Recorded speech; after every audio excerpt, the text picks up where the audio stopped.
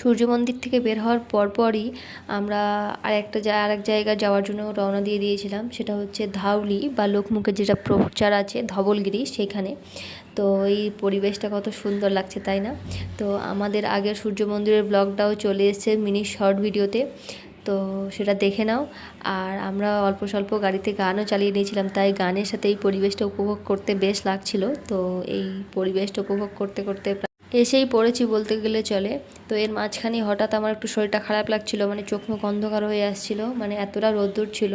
তো সেখানে আমি এতটা উপরে সিঁড়ি বেয়ে আর উঠতে পারিনি। এটা বিশেষ করে এই মন্দিরটা ছিল গৌতম বুদ্ধের, তো সেখানে এতটা সিঁড়ি বেয়ে ওঠা সম্ভব ছিল না আমার ক্ষেত্রে। আমি ভীষণ ক্লান্ত হয়ে পড়েছিলাম, তো আমি আর উপরে উঠতে পারিনি, আর ভিতরের ব্লগটা বা ভিতরের ভিডিওটা নিতে পারিনি।